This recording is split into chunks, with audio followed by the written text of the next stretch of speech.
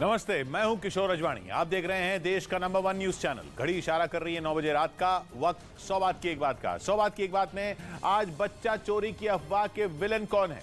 क्या परमाणु युद्ध का काउंटडाउन शुरू हो गया है?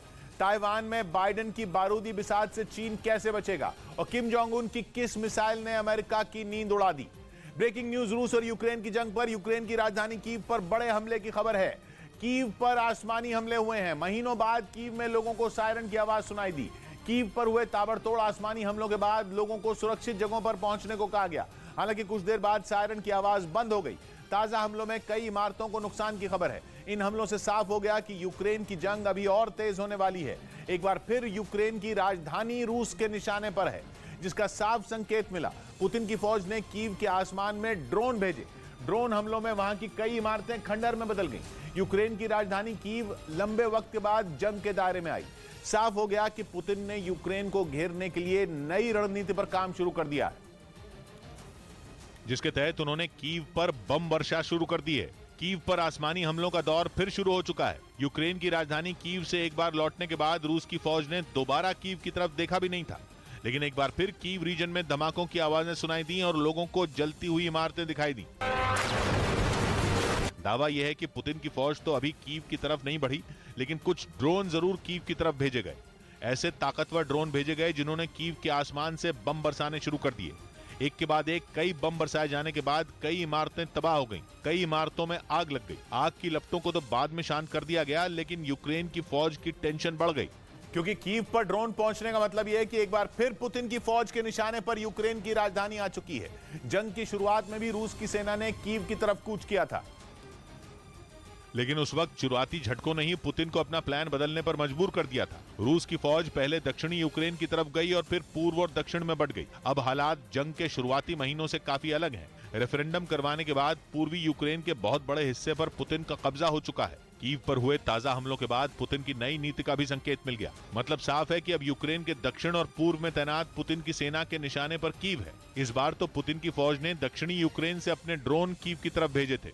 यूक्रेन का दावा है कि उसने कुछ ड्रोन गिरा भी दिए, लेकिन यह साफ संकेत है कि यूक्रेन की जंग अभी और भीषण होने वाली है। दक्षिण और पूर्व पर कब्जा कर चुकी रूस की फौज अब फिर से कीव की तरफ कूच करने की तैयारी में है। लेकिन रूस की सेना की इस तैयारी ने एक नई बहस भी छेड़ दी, क्योंकि जिस ड्रोन को कीव के आसमान में देखे जाने की खबर है वो ईरान का बताया जा रहा है। और यूक्रेन पिछले 3 हफ्ते से दावा कर रहा है कि ईरान के ड्रोन का इस्तेमाल रूस की फौज बड़े पैमाने पर कर रही है। ईरान के ड्रोन शाहिद 136 का इस्तेमाल जंग में कैसे हो रहा है, ये एक बड़ी पहेली है, क्योंकि ईरान ने कहा है कि उसने तो रूस को इन ड्रोन की सप्लाई कभी की ही नहीं। तो सवाल उठना लाजमी है कि आखिर रूस के पास ये शाहिद 136 ड्रोन आए कहां से, वो भी इतनी बड़ी तादाद में कि वो एक साथ 6-6 ड्रोन भेज रहा है। यूक्रेन की फौज ऐसे कई ड्रोन गिराने तक का दावा कर चुकी है। ऊपर से रूस इस बात पर पूरी तरह चुप है। रूस ये बताने को तैयार ही नहीं है कि आखिर ये ड्रोन उसके पास कहां से आए। लेकिन माना यही जा रहा है कि इस जंग में अब पुतिन ने अपनी पूरी ताकत लगानी शुरू कर दी है। पुतिन का प्लान केवल लाखों नए सैनिकों को यूक्रेन भेजने का नहीं है, बल्कि यूक्रेन को तबाह करने का है।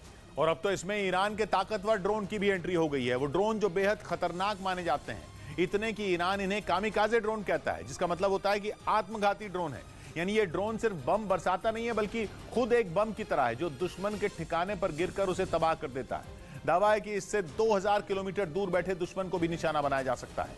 वहीं रिमोट से कंट्रोल होने वाला ये ड्रोन कैमरे और विस्फोटक से लैस होता है, जो यूक्रेन से पहले सऊदी अरब के जद्दा में यमन के यूथी विद्रोहियों पर भी कहर बनकर टूट चुका है। ब्रेकिंग न्यूज आ रही है। परमाणु हमले की धमकियों के बीच पुतिन ने एक बार फिर नेटो को चेतावनी देने के लिए अपने 4 लड़ाकू विमान उसकी एयर स्पेस में उड़ाए हैं। बताया गया कि रूस के ये वॉरप्लेन पोलैंड और स्वीडन की हवाई सीमा में घुस गए, जिसके बाद नेटो के दूसरे सदस्य इटली को आनन फानन में अपने फाइटर जेट उनके पीछे छोड़ने पड़े। यूक्रेन में मिलते जोरदार झटकों के बावजूद रूस का यह आक्रामक रवैया बहुत बड़ी खबर है। यह दिखाता है कि पुतिन यूक्रेन में मिलती हार से डरे नहीं है, बल्कि वो नेटो को ही डराने में लगे हैं। मतलब रूस वर्सेस यूक्रेन की यह तस्वीर सीधे सीधे रूस बनाम नेटो की शक्ल लेती दिख रही है। हालांकि इटली के जेट्स ने रूस के लड़ाकू विमानों को खदेड़ दिया, पर उनके जरिए पुतिन ने नेटो को ललकारा। उन्होंने उसे धमका दिया कि वो यूक्रेन में रूस को मिलती हार से ज्यादा खुश ना हो और रूस को कमजोर समझने की गलती तो कतई ना करें, क्योंकि रूस में अब भी इतना दम है कि वो नेटो को घुटनों पर ला सकता है। और नेटो का भी वही हश्र कर सकता है जो उसने यूक्रेन का किया है। भले ही अभी रूस की सेना यूक्रेन में बुरी तरह पिट रही है, लेकिन रूस ने अपने फाइटर जेट नेटो की हवाई सीमा में उड़ाकर यह बताने की कोशिश की कि तस्वीर ज्यादा दिन तक ऐसी ही नहीं रहने वाली। सीन एक बार फिर पलटेगा और रूस फिर जोरदार वापसी करेगा। नेटो को धमकाने के लिए पुतिन ने अपने निशाने भी बहुत सोच समझकर चुने। पहला पोलैंड, जो कि पहले से ही नेटो का सदस्य है, और दूसरा स्वीडन, जिसने नेटो का सदस्य बनने के लिए अर्जी दी हुई है। इसलिए पुतिन ने अपने 4 फाइटर जेट पोलैंड और स्वीडन रवाना कर दिए, जिसके बाद नेटो में खलबली मच गई और उसके सदस्य इटली की वायुसेना के विमानों को रूस के फाइटर जेट को भगाने के लिए तुरंत टेक ऑफ करना पड़ा। बताया गया कि रूस के चारों लड़ाकू विमानों ने कलिनिनग्राद से उड़ान भरी। कलिनिनग्राद रूस का वो प्रांत है जो उसकी सीमा से जुड़ा हुआ नहीं है, बल्कि वो पोलैंड और लिथुआनिया जैसे नेटो देशों के बीच बसा है। उसके पास बाल्टिक सागर के दूसरी तरफ ही स्वीडन है। इसलिए रूस के फाइटर जेट पहले पोलैंड की हवाई सीमा में घुसे और फिर स्वीडन के पास उड़ गए। नेटो के एयर पुलिसिंग मिशन के तहत इटली के हवाई जहाज पोलैंड में तैनात है। इसलिए जैसे ही उसकी हवाई सीमा में रूस के विमानों की खबर मिली, इटली काम पर लग गया। उसने भी अपने यूरोफाइटर टाइफून जेट रूस के विमानों के पीछे लगा दिए और रूस के विमानों को उसी कलिनिनग्राद में वापस जाना पड़ा जहां से वो चले थे। यानी कुछ देर के लिए ही सही, लेकिन नेटो की मान में घुसपैठ करके पुतिन ने बिल्कुल साफ साफ जता दिया कि घायल शेर ज्यादा खतरनाक होता है। इसलिए नेटो रूस की सेना को मिलते झटकों पर जश्न मनाना बंद करे और अपने कदम पीछे खींच ले। हालांकि स्वीडन ने अपनी एयर स्पेस में रूस के विमानों की एंट्री को नकार दिया और दावा किया कि रूस के फाइटर जेट अंतर्राष्ट्रीय इलाके में थे। यह भी साफ नहीं है कि रूस के ये कौन से विमान थे जिन्होंने नेटो की सीमा में घुसपैठ की। लेकिन इस साल की शुरुआत में रूस के मीडिया में खबर छपी थी कि रूस ने अपनी खतरनाक किंजल हाइपरसोनिक मिसाइल से लैस MiG-31E वॉरप्लेन कलिनिनग्राद भेजे हैं। अब हो सकता है कि नेटो के गढ़ में घुसे विमान पुतिन की किंजल हाइपरसोनिक मिसाइल लिए MiG-31E वॉरप्लेन ही हों।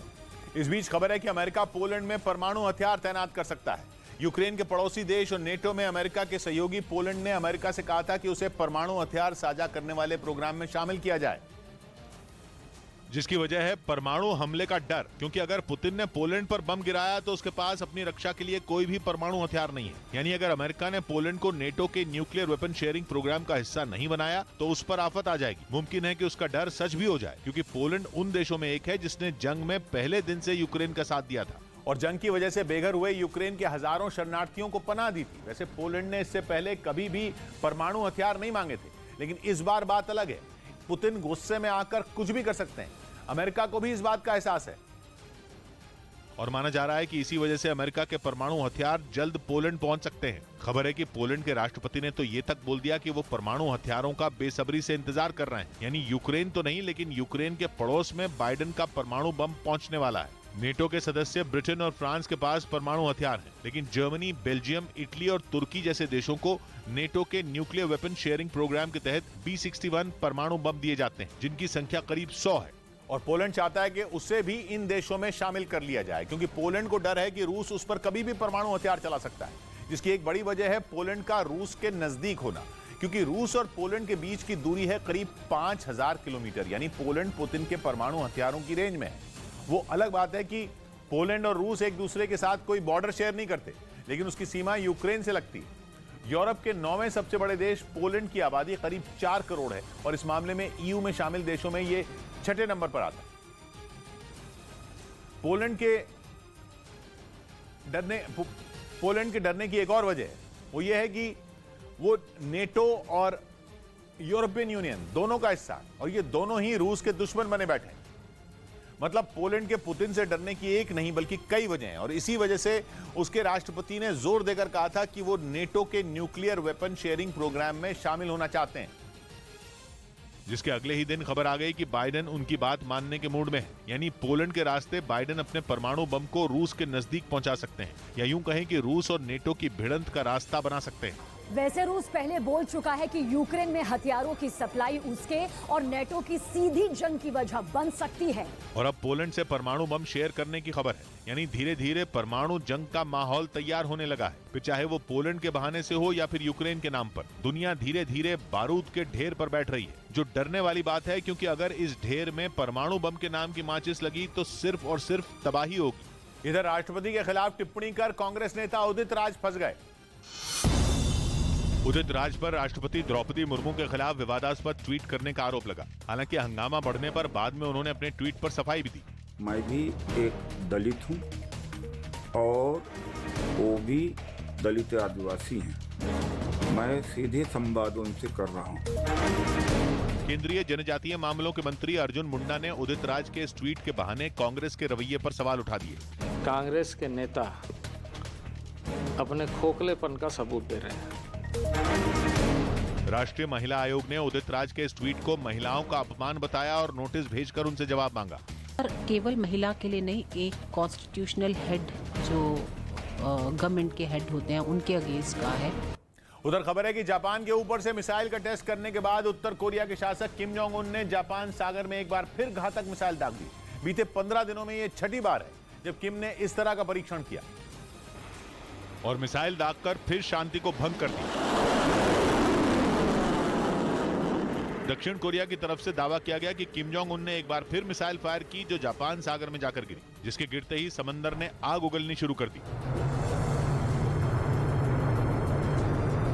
दावा है कि उत्तर कोरिया ने इस बार मीडियम रेंज बैलिस्टिक मिसाइल दागी, मतलब वो मिसाइल जिससे 1000 किलोमीटर से लेकर 3000 किलोमीटर की रेंज में मौजूद दुश्मन पर हमला किया जा सकता है। यानी इस रेंज में मौजूद देशों के लिए उत्तर कोरिया काल बनकर कभी भी खड़ा हो सकता है और उन्हें चंद सेकंड के अंदर तबाह करने की ताकत रखता है। बताया जा रहा है कि किम के सीधे निशाने पर जापान और दक्षिण कोरिया है और यही वजह है कि किम एक के बाद एक मिसाइल परीक्षण करके अपने दुश्मनों को डरा रहे हैं। इस बार मीडियम रेंज बैलिस्टिक मिसाइल दागकर किम ने यह साफ कर दिया कि वो इन दोनों देशों पर कभी भी हमला कर सकते हैं, जिसका सबूत वो बार बार बैलिस्टिक मिसाइलों की टेस्टिंग करके दे रहे हैं। उत्तर कोरिया से जापान की दूरी लगभग 1300 किलोमीटर है, जबकि दक्षिण कोरिया महज 205 किलोमीटर ही दूर है। इसलिए किम बार बार मिसाइल परीक्षण करके जता रहे हैं कि वो अकेले काफी हैं और अपने दम पर वो अमेरिका, दक्षिण कोरिया और जापान में तबाही मचा सकते हैं। ऐसे में अमेरिका और दक्षिण कोरिया भी चुप नहीं बैठे और किम को जवाब देने के लिए दोनों देशों ने अपनी घातक मिलिट्री ड्रिल का वीडियो जारी कर दिया, जिसमें दिखा कि दक्षिण कोरिया और अमेरिका के 8 लड़ाकू विमानों ने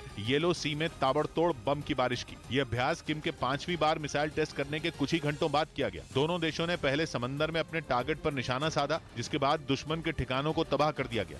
इससे पहले लड़ाकू विमानों ने येलो सी के लिए उड़ान भरी और हमले की तैयारी पूरी रखी गई। इस अभ्यास के दौरान दक्षिण कोरिया ने अमेरिका के साथ मिलकर 4 घातक मिसाइलें दागी, जो जापान सागर में जाकर गिरी। उत्तर कोरिया के शासक को यह जवाब 2 दिन पहले बैलिस्टिक मिसाइल दागने के बाद दिया गया। किम की मिसाइल जापान के ऊपर से होकर गुजरी थी और प्रशांत महासागर में जाकर गिर गई थी, जिसके बाद दक्षिण कोरिया और अमेरिका ने किम को उनकी इस हरकत का करारा जवाब दिया। दोनों देशों ने किम की एक बैलिस्टिक मिसाइल का जवाब 4 खतरनाक मिसाइलों को फायर करके दिया। बताया जा रहा है कि इस ड्रिल में सतह से सतह पर मार करने वाली 4 मिसाइलें दागी गईं, जिनके जरिए किम को ये बता दिया गया कि उनके पड़ोसी देश भी बाजुए चढ़ाकर बैठे हैं और उन्हें किम कमजोर समझने की कोशिश ना कर। इससे पहले दक्षिण कोरिया और अमेरिका की सेनाओं ने मिलकर 4 दिनों तक सैन्य अभ्यास भी किया था और इस बार इन मिसाइलों को दागकर उन्होंने ये साफ कर दिया कि अगर किम आर पार के मूड में बैठे हैं तो वो भी चुप नहीं बैठेंगे। इसी का सबूत पेश करने के लिए दोनों देशों की तरफ से की गई ड्रिल का वीडियो भी जारी किया गया। इस बीच किम के चक्कर में संयुक्त राष्ट्र सुरक्षा परिषद 2 मतों में बंट गई। उत्तर कोरिया ने 2 दिन पहले जो मिसाइल दागी थी उसके बाद यूएनएससी में बैठक हुई, लेकिन किम के लगातार मिसाइल टेस्ट करने के मुद्दे पर संयुक्त राष्ट्र सुरक्षा परिषद 2 टुकड़ों में बंटी दिखी। रूस और चीन ने यूएनएससी में कहा कि हाल ही में अमेरिका और दक्षिण कोरिया ने 4 दिन तक जो सैन्य अभ्यास किया था उसने किम को मिसाइल परीक्षण करने के लिए मजबूर किया। हालांकि उत्तर कोरिया के पहली बार परमाणु टेस्ट करने के बाद यूएनएससी ने 2006 में उस पर ऐसे टेस्ट करने पर बैन लगा दिया था। 2 दिन पहले उत्तर कोरिया ने जो मिसाइल दागी थी, माना जा रहा है कि उसने सबसे ज्यादा दूरी तक उड़ान भरी थी और जापान के ऊपर से होकर गुजरी थी, जिसके बाद संयुक्त राष्ट्र सुरक्षा परिषद में इस मुद्दे पर चर्चा के लिए अलग अलग देशों के प्रतिनिधि साथ आए, लेकिन बताया गया कि बिना नतीजे के ही बैठक खत्म हो गई, क्योंकि जैसे ही चीन और रूस ने अमेरिका और दक्षिण कोरिया के सैन्य अभ्यास को किम के एक्शन की वजह बताया, इस पर अमेरिका भड़क गया। अमेरिका ने चेतावनी दी कि इस साल उत्तर कोरिया ने बड़ी संख्या में मिसाइल टेस्ट किए हैं और उसके मिलिट्री ड्रिल करने से पहले भी किम कई बार मिसाइल दाग चुके हैं। इसलिए अमेरिका ने चेताया कि उत्तर कोरिया के इस कदम का ठीकरा उस पर ना फोड़ा जाए। संयुक्त राष्ट्र के मुताबिक उत्तर कोरिया इस साल में 40 से ज्यादा मिसाइल परीक्षण कर चुका है, जिनकी संख्या आने वाले दिनों में बढ़ने की उम्मीद जताई गई। हालांकि भारत, अमेरिका, ब्रिटेन और फ्रांस ने किम जोंग उन के बार बार बैलिस्टिक मिसाइल टेस्ट करने की कड़ी निंदा की और इसे इलाके की शांति और सुरक्षा के लिए खतरा करार दिया। इधर आसमान से बरसी आफत ने लोगों की मुश्किल बढ़ा दी। उत्तर प्रदेश के श्रावस्ती जिले में हुई भारी बारिश के बाद राप्ती नदी में पानी बढ़ गया। इसकी वजह से नदी के पास वाले इलाकों में बने कई मकान बाढ़ में डूब गए। उत्तर प्रदेश के सुल्तानपुर में हुई तेज बारिश की वजह से वहां के एक थाने में पानी भर गया। पानी भरने से पुलिसकर्मी और वहां अपनी शिकायत लेकर पहुंचने वाले फरियादी भी परेशान हो गए। बिहार के पश्चिम चंपारण जिले के बगहा में कई गांव बाढ़ से घिर गए। लोग अपनी जान जोखिम में डालकर वहां से बाहर निकलने की कोशिश करते दिखे। के जलस्तर में वृद्धि हुई है और इलाके का संपर्क भंग हो गया है। उधर राजस्थान के भरतपुर से साइबर ठगी करने वाले दो गिरोहों के बीच हुई फायरिंग का एक वीडियो सामने आया। बताया गया कि यह गैंग वॉर मुखबिरी के शक में हुई। ऐसा तब हुआ जब एक गिरोह का बदमाश पुलिस की गिरफ्त से छूटकर बाहर आया और उसने दूसरे गैंग पर पुलिस को खबर देने का आरोप लगाया, जिसके बाद दोनों तरफ से फायरिंग शुरू हो गई और पूरा इलाका गोलियों की आवाज से गूंज उठा। इस घटना का जो वीडियो सामने आया उसमें आरोपी एक घर की छत से सामने मौजूद कुछ लोगों पर फायरिंग करता दिखा। पहले राउंड की फायरिंग में जब उसका निशाना चूक गया तो उसने वहां खड़े लोगों पर दोबारा गोली चला दी। इसके बाद वो वापस जाता दिखाई दिया, लेकिन इसी बीच अचानक एक बार फिर उसने मुड़कर फायरिंग शुरू कर दी। ताबड़तोड़ गोलीबारी के बीच गाली गलौज भी शुरू हो गई। साइबर ठगी के लिए बदनाम राजस्थान के भरतपुर का यह मामला साइबर ठगों के बीच गैंग वॉर का बताया गया, जिसका वीडियो वायरल होने के बाद पुलिस इनकी तलाश में जुट गई। इस बीच अजरबैजान और आर्मेनिया फिर भिड़ गए, लेकिन इस बार दोनों एक दूसरे पर युद्ध अपराध के आरोपों के बाण चला रहे हैं। अजरबैजान ने तो गड़े मुर्दे ही उखाड़ दिए। उसने दावा किया कि उसे नागोर्नो कराबाख में 3 दशक पहले आर्मेनिया के हाथों मारे गए अपने कई सैनिकों की एक कब्र मिली है, जबकि अब तक आर्मेनिया अजरबैजान पर उसके सैनिकों को टॉर्चर करने का आरोप लगा रहा था। और कुछ दिन पहले ही इसी से जुड़ा एक वीडियो सोशल मीडिया पर वायरल भी हो गया था। रोंगटे खड़े कर देने वाले उस वीडियो को अजरबैजान की बर्बरता का सबूत बताया गया था। उस वीडियो में सैनिकों का एक गुट दूसरे गुट पर अंधाधुंध फायरिंग करता दिख रहा था। दावा किया गया था कि ये अजरबैजान के सैनिक हैं जिन्होंने पिछले महीने हुई जंग में बंधक बनाए गए आर्मेनिया के सैनिकों को गोलियों से भून डाला, उनकी बलि ले ली। लेकिन अब युद्ध अपराध के आरोप लगाने वाले आर्मेनिया को मुंहतोड़ जवाब देने के लिए अजरबैजान ने सनसनीखेज दावा कर दिया। उसने नागोर्नो कराबाख की एक तस्वीर जारी की जिसमें दर्जनों कंकाल नजर आए। अजरबैजान ने कहा कि ये कंकाल उसके उन सैनिकों के हैं जिन्हें आर्मेनिया ने मारकर एक साथ एक ही कब्र में दफना दिया था, वो भी आज से करीब 3 दशक पहले, जब नागोर्नो कराबाख की पहली जंग लड़ी गई थी। अजरबैजान ने दावा भी किया कि आर्मेनिया ने उसके सैनिकों को मौत के घाट उतारने से पहले तड़पाया भी था और आज भी अजरबैजान के 4000 सैनिक और नागरिक लापता हैं। और अब जल्लाद बनकर बलि लेने वाला आर्मेनिया ही अपने सैनिकों के साथ की गई बर्बरता का रोना रोने में लगा है। आर्मेनिया और अजरबैजान में नागोर्नो कराबाख इलाके के लिए 1990 के दशक से विवाद है। पिछले महीने भी इसी वजह से हुई लड़ाई में दोनों तरफ के कम से कम 286 लोग मारे गए थे। अमेरिका ने मध्यस्थता करा के उस जंग को रुकवा दिया था और अब दोनों देशों के बीच शांति समझौते पर बातचीत चल रही है। लग रहा है कि इस बार शायद शांति वाकई आ जाए, क्योंकि आर्मेनिया के प्रधानमंत्री निकोल पाशिनियान अपने कट्टर दुश्मन अजरबैजान के राष्ट्रपति से मिलने के लिए मान गए हैं। दोनों के बीच इसी हफ्ते मुलाकात होगी। इधर गुजरात चुनाव के लिए आम आदमी पार्टी ने तैयारियां तेज कर दी। आम आदमी पार्टी ने जल्द होने वाले गुजरात विधानसभा चुनाव के लिए 12 उम्मीदवारों की एक और सूची जारी कर दी। गुजरात की जनता चाहती है कि 5 साल में स्कूल ठीक हो। ये हजारों साल इंतजार नहीं करना चाहती है गुजरात की जनता। इस बीच दिल्ली के सीएम अरविंद केजरीवाल ने ट्वीट किया कि उनकी पत्नी से ज्यादा दिल्ली के एलजी वीके सक्सेना उन्हें डांटते हैं। दिल्ली बीजेपी अरविंद केजरीवाल के इस ट्वीट के बाद हमलावर हो गई और उन्हें सिर्फ मुद्दों पर बात करने की नसीहत दी। आपने ट्वीट किया दिखाता है कि आप राजनीति के लिए सीरियस नहीं। उधर पुतिन ने ज़ापोरिज़िया परमाणु प्लांट से यूक्रेन के कर्मचारियों को निकालने का फरमान जारी कर दिया। जंग के बीच भी पिछले 7 महीनों से ये कर्मचारी वहां काम कर रहे हैं। दक्षिण पूर्व यूक्रेन में मौजूद यूरोप के सबसे बड़े परमाणु प्लांट पर रूस ने मार्च में ही कब्जा जमा लिया था और तभी से वहां के आसपास का इलाका बम और मिसाइलों की मार से दहल रहा है। प्लांट पर मंडरा रहे बड़े खतरे के बीच भी रूसी सेना और यूक्रेन के सैनिक एक दूसरे पर हमले करने से चूक नहीं रहे। ज़ापोरिज़िया परमाणु प्लांट को रूसी सेना के कब्जे से निकालने के लिए ज़ेलेंस्की की फौज ने एड़ी चोटी का जोर लगा दिया, लेकिन 7 महीने बीत जाने के बाद भी वो इसमें कामयाब नहीं हो पाई। हालांकि इस दौरान यूक्रेन के कर्मचारी प्लांट की देखरेख में जुटे रहे, लेकिन अब पुतिन ने उन सभी कर्मचारियों को परमाणु प्लांट से बाहर करने का फरमान सुना दिया। मतलब ये कि पुतिन ने ज़ापोरिज़िया परमाणु प्लांट पर पूरी तरह कब्जा करने की तैयारी कर ली है, क्योंकि यूक्रेन की सेना भले ही प्लांट के आसपास नहीं पहुंच पा रही है, लेकिन वहां काम करने वाले यूक्रेन के कर्मचारी अंदर ही मौजूद हैं। और यही बात पुतिन को बुरी तरह खटक रही थी। उन्हें ऐसा लग रहा था मानो परमाणु प्लांट में उनकी सेना बैठी तो है, लेकिन वहां उनका पूरी तरह कब्जा नहीं हो पाया है, क्योंकि परमाणु प्लांट की देखरेख के नाम पर बड़ी संख्या में यूक्रेन के कर्मचारी जब चाहे वहां आ जा सकते हैं। यही नहीं, परमाणु प्लांट पर मंडरा रहे खतरे का हवाला देकर IAEA यानी कि इंटरनेशनल एटॉमिक एनर्जी एजेंसी की टीम भी वहां पर पहुंच गई। माना जा रहा है कि इसी वजह से पुतिन ने यह फैसला किया कि यूक्रेन के कर्मचारियों को परमाणु प्लांट से बाहर कर दिया जाए, ताकि ज़ापोरिज़िया परमाणु प्लांट से जुड़ी यूक्रेन की आखिरी कड़ी को भी तोड़ दिया जाए और वहां पूरी तरह से पुतिन की फौज का कब्जा हो जाए। माना जा रहा है कि पुतिन परमाणु प्लांट पर कंट्रोल करके यह संदेश देने की भी कोशिश कर रहे हैं कि ज़ापोरिज़िया अब रूस का हिस्सा है। जहां कुछ दिनों पहले उन्होंने जनमत संग्रह करवाया था। हालांकि रूस का ये जनमत संग्रह उन्हीं इलाकों में हुआ जिन पर उसका कब्जा है, लेकिन दुनिया के सामने पुतिन ये जताने की कोशिश कर रहे हैं कि पूरा ज़ापोरिज़िया ही उनका हो गया है। तभी तो रूस ने अपने नए फरमान में इस बात का जिक्र भी किया। रूस ने दावा किया कि ज़ापोरिज़िया परमाणु प्लांट अब उसकी जमीन पर ही है और इसी वजह से अब उसकी देखरेख और वहां की सारी जिम्मेदारी रूस की एजेंसियां संभालेंगी।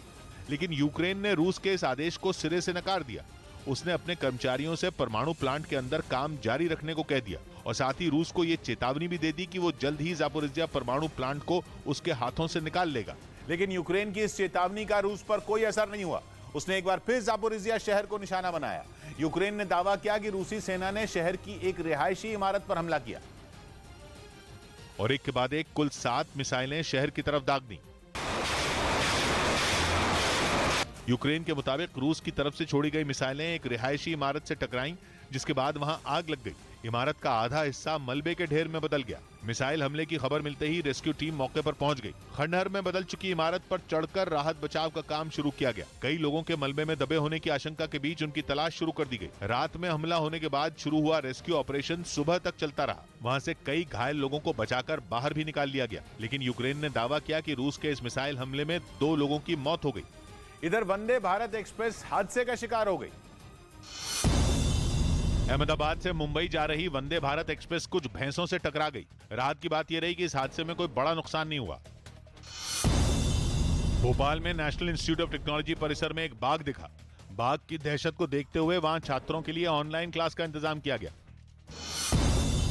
16 अक्टूबर से शुरू होने वाले T20 वर्ल्ड कप के लिए टीम इंडिया ऑस्ट्रेलिया पहुंच गई। वो अपने अभियान की शुरुआत 23 अक्टूबर को पाकिस्तान के खिलाफ करेगी।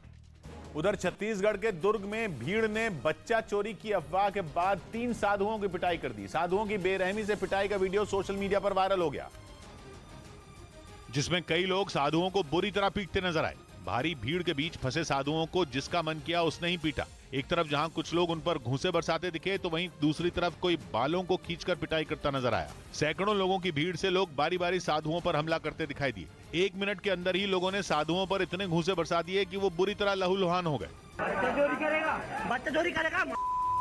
हालांकि मारपीट के बाद साधुओं को पुलिस के हवाले कर दिया गया। जो तीनों साधु हैं उनके पास कोई आईडी कार्ड नहीं है, संदिग्ध है, उनसे पूछताछ की जा रही है। बताया जा रहा है कि तीनों साधुओं ने वहां कुछ बच्चों से बातचीत की थी, जिसके बाद बच्चा चोरी की अफवाह आसपास के इलाकों में फैल गई। जैसे ही ये खबर लोगों को मिली, वो सैकड़ों की तादाद में साधुओं के पास इकट्ठा हो गए और उनकी पिटाई कर दी। जिन साधुओं के साथ मारपीट की गई उनकी पहचान नहीं हो पाई। पुलिस इस पूरे मामले की जांच में जुट गई। इस बीच थाईलैंड ने चीन की टाइप 039A पनडुब्बी से तौबा कर ली। हालांकि युआन क्लास की इन्हीं 8 पनडुब्बियों को पाकिस्तान चीन से खरीद रहा है, जो समुद्र में अपने दुश्मन पर हमला करने की क्षमता रखती है। लेकिन थाईलैंड ने चीन की इस पनडुब्बी से हाथ जोड़ लिए। बताया जा रहा है कि चीन अपनी टाइप 039A पनडुब्बी से परेशान है और इसलिए वो उसे थाईलैंड और पाकिस्तान को बेचने की फिराक में है। लेकिन थाईलैंड ने उसके मंसूबों पर पानी फेर दिया और उसने चीन की युआन क्लास की 3 पनडुब्बियों को खरीदने की डील कैंसिल कर दी। थाईलैंड ने 2017 में डील की पहली किस्त के तौर पर चीन को $209 करोड़ यानी भारतीय रुपयों में 165 करोड़ दे दिए थे। लेकिन इसे नजरअंदाज करते हुए थाईलैंड ने चीन के साथ हुए समझौते को रद्द कर दिया। पनडुब्बियां इसलिए खतरनाक हथियार मानी जाती हैं क्योंकि वो शांत रहकर समंदर में दुश्मनों पर नजर रखती हैं और अपनी मंजिल की ओर बढ़ती है। लेकिन खबरें हैं कि इस पनडुब्बी का इंजन चलते वक्त बहुत शोर करता है, जिस वजह से चीन भी इसका इस्तेमाल नहीं कर रहा है। लेकिन इस सबमरीन को वो दूसरे देशों को बेचने में जुटा है। बताया जा रहा है कि तकनीकी खामी के कारण टाइप 039A पनडुब्बी के इंजन में ज्यादा आवाज आती है और वो समंदर में चलने के दौरान खूब शोर करती है, जिस वजह से दुश्मन को उसकी मौजूदगी की भनक लगने की आशंका लगी रहती है। कहा जा रहा है कि यही कारण रहा कि थाईलैंड ने चीन की इस पनडुब्बी को खरीदने पर रोक लगा दी और जो फैसला उसने 2017 में लिया था उसने अपने कदम पीछे खींच लिए। माना जा रहा है कि युआन क्लास की ये पनडुब्बियां चीन के लिए किसी कबाड़ से ज्यादा नहीं रह गई और इसलिए वो अपनी सबमरीन को बेचने में लगा है। चीन को 2016 में हुई डील के तहत पाकिस्तान को 8 पनडुब्बियां देनी है, जबकि थाईलैंड ये सबमरीन खरीदने से पीछे हट चुका है। खबर है कि थाईलैंड ने चीन से मांग की थी कि वो इस सबमरीन से जर्मनी में बने इंजन को हटाकर चीन के इंजन फिट कर दे, क्योंकि यूरोपियन यूनियन की तरफ से चीन को हथियार बेचने पर बैन लगाया हुआ है। ऐसे में थाईलैंड चाहता था कि उसे मिलने वाली तीनों सबमरीन में चीन में बना इंजन फिट हो, ताकि भविष्य में अगर कोई दिक्कत आए तो चीन उसकी मदद कर सके। हालांकि चीन की इस पनडुब्बी में कई खूबियां भी हैं जो इसे दूसरी सबमरीन से अलग बनाती हैं। इस पनडुब्बी से दुश्मन पर खतरनाक एंटी शिप मिसाइल दागी जा सकती है, जो समंदर में बड़े से बड़े जहाजों को भी निशाना बना सकती है। इसके अलावा इसमें AIP यानी एयर इंडिपेंडेंट प्रोपल्शन सिस्टम लगा है, जिसकी वजह से इसे हफ्ते में केवल एक बार ही ऑक्सीजन लेने के लिए समंदर की सतह पर जाना होता है। इधर शेयर बाजार में बढ़त रही। शेयर बाजार में मेटल और IT समेत कुछ सेक्टरों के शेयरों में तेजी रही। इससे सेंसेक्स 157 अंक उछलकर 58,222 पर पहुंच गया, जबकि निफ्टी 58 अंक ऊपर 17,332 पर पहुंच गया। दिल्ली सरकार ने सर्दियों की शुरुआत के साथ प्रदूषण के खिलाफ जारी लड़ाई तेज कर दी। इसके तहत 580 से ज्यादा टीमें बनाई गईं, जो राजधानी में कंस्ट्रक्शन साइटों पर नजर रखेंगी। टीमें ग्राउंड पर जा करके जगह जगह मॉनिटर करेंगी। दिल्ली की द्वारका पुलिस ने CCTV कैमरे चोरी करने वाले एक गिरोह का पर्दाफाश किया और इस मामले में गिरोह के मास्टरमाइंड को गिरफ्तार करने का दावा किया। इस बीच पश्चिम बंगाल के जलपाईगुड़ी में एक दिल दहला देने वाला हादसा हो गया। वहां मूर्ति विसर्जन के दौरान अचानक नदी में उफान आ गया, जिसमें करीब 30 से ज्यादा लोग तिनके की तरह बह गए। बताया गया कि वहां माल बाजार इलाके में सैकड़ों लोग मूर्ति विसर्जन के लिए इकट्ठा हुए थे। इसी दौरान अचानक नदी में उफान आ गया, जिससे वहां चीख पुकार मच गई।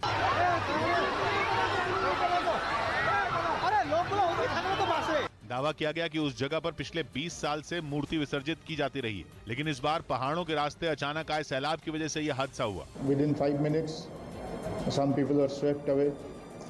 Of them, approximate 25 have been recovered on the spot itself. बताया गया कि रात करीब 8:30 बजे यह हादसा हुआ, जिसमें एक झटके में 30 से ज्यादा लोग उफनती नदी में समा गए। हालांकि NDRF और पुलिस की मदद से उनमें कई लोगों को सुरक्षित निकाल लिया गया। उधर युद्ध के बीच खतरनाक सुखोई 35S रूस की वायुसेना में शामिल हो गया। ये विमान दुनिया के बेहतरीन लड़ाकू विमानों में एक है और इसे कड़े परीक्षण के बाद रूस की वायुसेना का हिस्सा बनाया गया, क्योंकि माना जा रहा है कि यूक्रेन में जीत के लिए आग उगलती मिसाइलें और कहर बरपाते बम काफी नहीं है, खासकर बॉर्डर एरिया में, जहां रूस को एक ऐसे विमान की जरूरत थी जो जमीन के खतरों का सामना करते हुए दुश्मन से मुकाबला कर सके। और रूस का नया सुखोई 35S उस जरूरत को पूरा कर सकता है, क्योंकि दावा किया गया कि इसमें दुश्मनों की मिसाइल को चकमा देने की ताकत है और यूक्रेन के पास इस समय इतना शक्तिशाली एयर डिफेंस सिस्टम नहीं है जो सुखोई 35S को मार गिराए। और माना जा रहा है कि इसी वजह से जंग के बीच रूस की वायुसेना में इन लड़ाकू विमानों को जगह मिली। रूस के रक्षा मंत्रालय का प्लान ऐसे 30 विमानों को वायुसेना में शामिल करने का है और उन्हीं में 3 को रूस के सैन्य विमानों के दस्ते अग्रेसर स्क्वाड्रन में शामिल किया गया। रूस के विमानों के इस दस्ते का नाम बहुत कम सुनाई देता है, लेकिन कहते हैं कि जंग के मैदान में अग्रेसर स्क्वाड्रन फ्रंटलाइन सर्विस देने में माहिर है और सुखोई 35S के शामिल होने के बाद तो इस दस्ते की ताकत दुगनी हो जाएगी, क्योंकि ये दस्ता दुश्मन की आंख में आंख डालकर लड़ेगा, आसमान से बम बरसाएगा और पलक झपकते ही निकल जाएगा। इधर ईडी ने DK शिव कुमार को तलब किया। ईडी ने मनी लॉन्ड्रिंग के मामले में कर्नाटक कांग्रेस के अध्यक्ष DK शिव कुमार को समन्स भेजे और सुबह दिल्ली में पूछताछ के लिए बुलाया। दिल्ली एयरपोर्ट पर दुबई से आए एक यात्री के पास से 7 महंगी घड़ियां बरामद की गई। बताया गया कि इनमें सोने और हीरे से जड़ी एक घड़ी की कीमत करीब 27 करोड़ रुपए। AFC अंडर 17 एशियन कप के क्वालिफायर मुकाबले में भारत ने कुवैत को 3-0 से हरा दिया।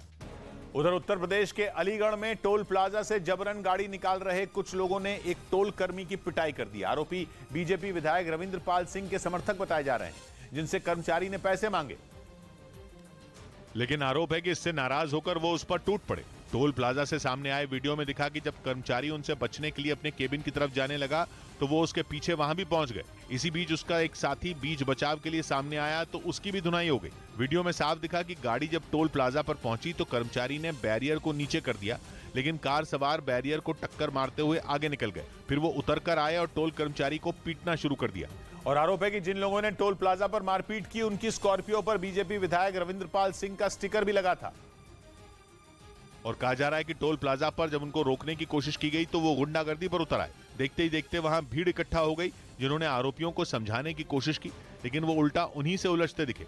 इसके बाद टोल कर्मियों ने पुलिस में शिकायत दर्ज करा दी। हमलावर व्यक्ति तथा उसके एक सहयोगी व्यक्ति को पुलिस ने गिरफ्तार किया है। टोल कर्मियों के साथ की गई मारपीट का ये वीडियो सोशल मीडिया पर वायरल हो गया। इस बीच यूक्रेन जंग के बाद 2 टुकड़ों में बटी दुनिया में तुर्की ने खुद को बफर जोन बनाने की कोशिश शुरू कर दी। तुर्की नेटो का हिस्सा है, लेकिन रूस से भी उसके रिश्ते अच्छे हैं। यही नहीं, वो यूक्रेन की भी मदद कर रहा है। यानी ऐसा वक्त जब यूक्रेन में बमों की बारिश हो रही है, जंग की वजह से जमीन थर्रा रही है और हर तरफ केवल धमाकों की गूंज है, तुर्की खुद को बफर जोन बनाने में जुटा है। वैसे जंग के दौरान बफर जोन उस इलाके को कहते हैं जो शांत हो, और तुर्की भी दुनिया को यही दिखाने की कोशिश में है कि इस जंग में वो न्यूट्रल है। या यूं कहें कि यूक्रेन जंग के बीच तुर्की वो बफर जोन बनने की कोशिश कर रहा है जहां आने पर सबकी मुश्किलों का हल निकल जाए। क्योंकि ये तो साफ साफ दिख रहा है कि यूक्रेन जंग की आड़ में रूस और अमेरिका लड़ रहे हैं, जिसकी वजह से दुनिया 2 हिस्सों में टूट चुकी है। लेकिन तुर्की बताना चाहता है कि वो किसी गुट का हिस्सा नहीं है, क्योंकि एर्दोआन ने ये बात पक्की की कि उनका और पुतिन का रिश्ता अच्छा रहे। तो वहीं दूसरी ओर वो यूक्रेन में अनाथ हो चुके बच्चों के लिए काम करने का प्लान बना रहे हैं। कुछ दिन पहले ही तुर्की और यूक्रेन की फर्स्ट लेडी की मुलाकात भी हुई थी, जिसके बाद ये खबर तेज हो गई कि तुर्की रूस और यूक्रेन के बीच मध्यस्थ का रोल निभाने की तैयारी में है। क्योंकि कुछ दिन पहले ही उसने दोनों देशों के बीच मिरर समझौता करवाया था, जिसके बाद यूक्रेन में पड़े हुए लाखों टन अनाज के निर्यात का रास्ता साफ हुआ था। और जंग की वजह से अनाज संकट से जूझ रही दुनिया को थोड़ी राहत मिली। तुर्की ने रूस और यूक्रेन के बीच जो समझौता करवाया था वो मिरर समझौता था, यानी ऐसा समझौता जिस पर बिना बदलाव के हस्ताक्षर किए गए। इस समझौते के बाद रूस ने कहा कि वो समुद्र के रास्ते अनाज ले जाने वाले जहाजों पर हमले नहीं करेगा और उन बंदरगाहों पर भी हमले नहीं करेगा जहां से अनाज की सप्लाई हो रही है। यानी तुर्की ने आक्रामक पुतिन को भी मना लिया और यूक्रेन को भी साथ लाए, जिसके बाद ये कहा जाने लगा कि तुर्की जंग खत्म करवाने का जरिया बन सकता है। और ऐसा लगता है कि तुर्की खुद ये बात मानने लगा है और जंग के बीच बफर जोन बनने की कोशिश कर रहा है। इधर गहलोत सरकार के खिलाफ बेरोजगारों ने दांडी मार्च निकाला। राजस्थान के कुछ बेरोजगारों ने गहलोत सरकार के खिलाफ प्रदर्शन किया और गुजरात के नवसारी में दांडी मार्च निकाला।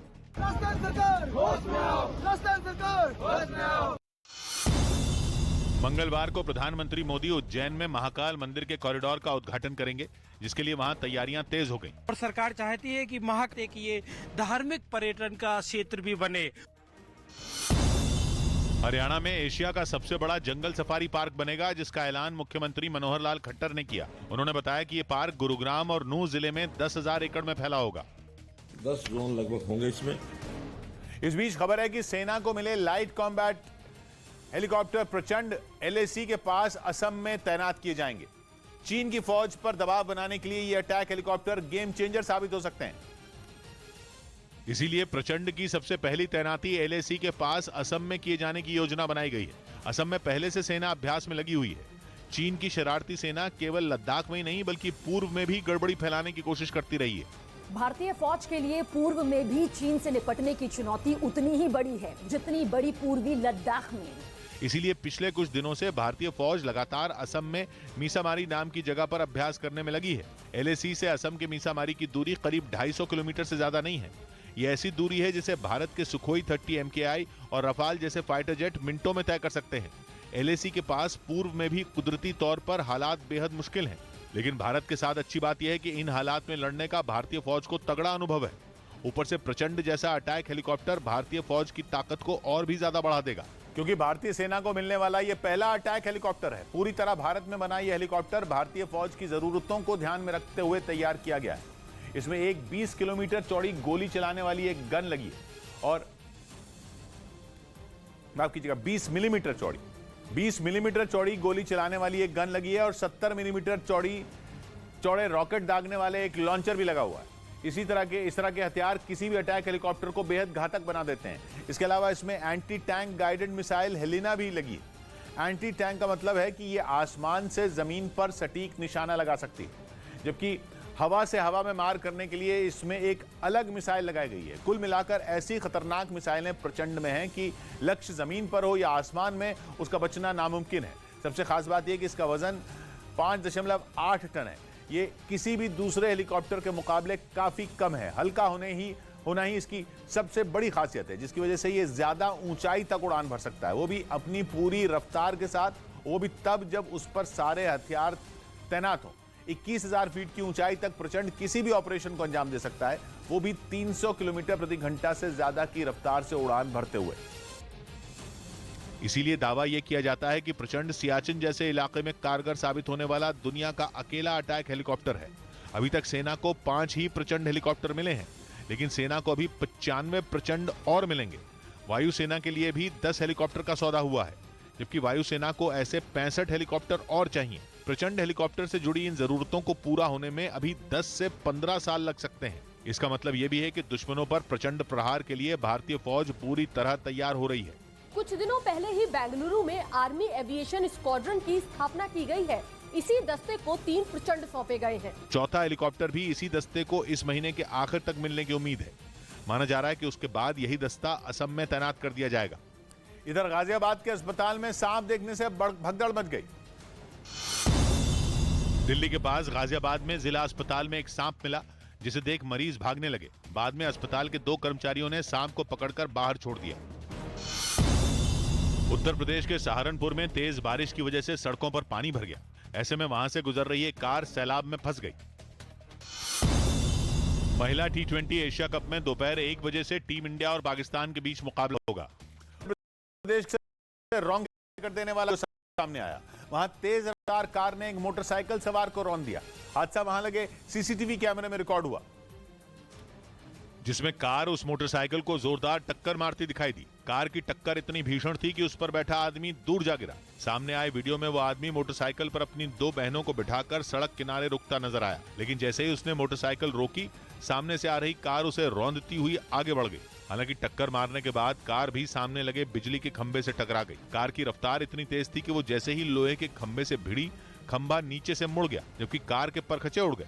आरोप है कि कार सवार नशे की हालत में गाड़ी चला रहा था, जिससे यह हादसा हुआ। तेज रफ्तार में कार आ रही थी, जिसमें 2 लड़के थे, वो बहुत ही ज्यादा ड्रिंक थे। कार की टक्कर में मोटरसाइकिल सवार घायल हो गया, जिसे अस्पताल में भर्ती करवाया गया। गनीमत यह रही कि इस भीषण हादसे में उसकी दोनों बहनें बाल बाल बच गईं। जानकारी मिलने पर पुलिस ने कार को अपने कब्जे में ले लिया और मामले की जांच में जुट गई। इस बीच पाकिस्तान के पेशावर में प्रदर्शन कर रहे टीचरों पर वहां की पुलिस ने जमकर जुल्म ढाए। ये घटना तब हुई जब खैबर पख्तूनख्वा के सैकड़ों टीचर प्रमोशन की मांग को लेकर पाकिस्तान की सरकार के खिलाफ सड़कों पर उतर आए, जिन्हें तितर बितर करने के लिए वहां की पुलिस उन पर आंसू गैस के गोले दागती दिखी। वहां से जो वीडियो सामने आया, उसमें पेशावर की एक सड़क पर बड़ी संख्या में टीचर प्रदर्शन करते, जिन्हें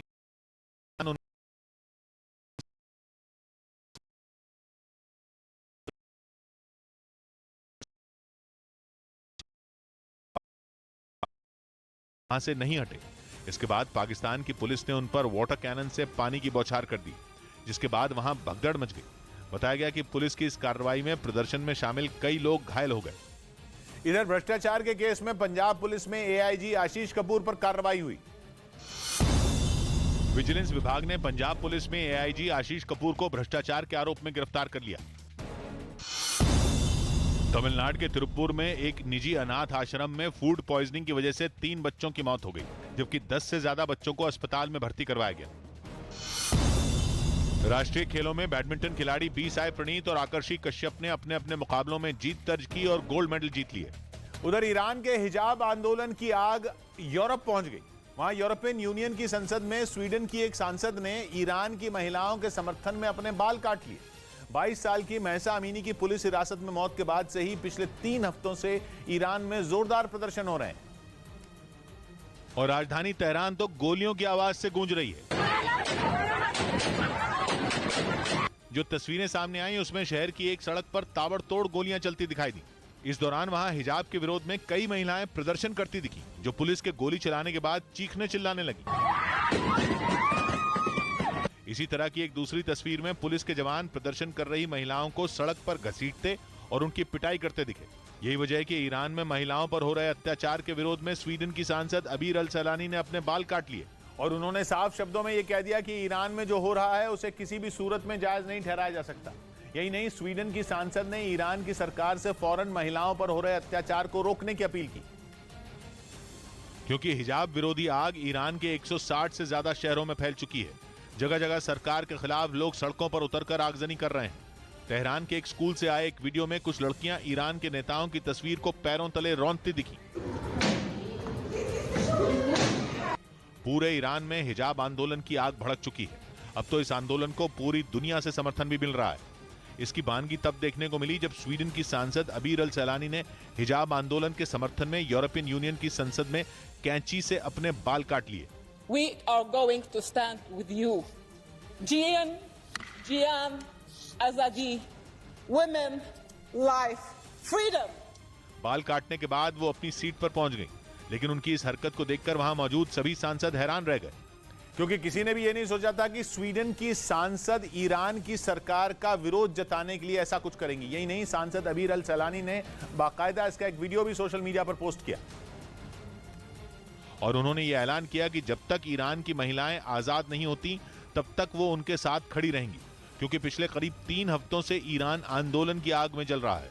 आंदोलन को कुचलने के लिए वहां की पुलिस प्रदर्शनकारियों पर गोलियां चला रही है, जिसकी वजह से वहां मरने वालों की संख्या 200 के पास पहुंच चुकी है। मतलब ये कि ईरान में हर गुजरते दिन के साथ हालात बिगड़ते चले जा रहे हैं। और खबर यह भी है कि यूरोपियन यूनियन ईरान की सरकार पर दबाव बनाने के लिए यूरोप में मौजूद उसकी संपत्ति को जब्त करेगी। यही नहीं, दावा तो ये तक किया जा रहा है कि यूरोपियन यूनियन ईरान के नेताओं पर ट्रैवल बैन भी लगाने की तैयारी में है।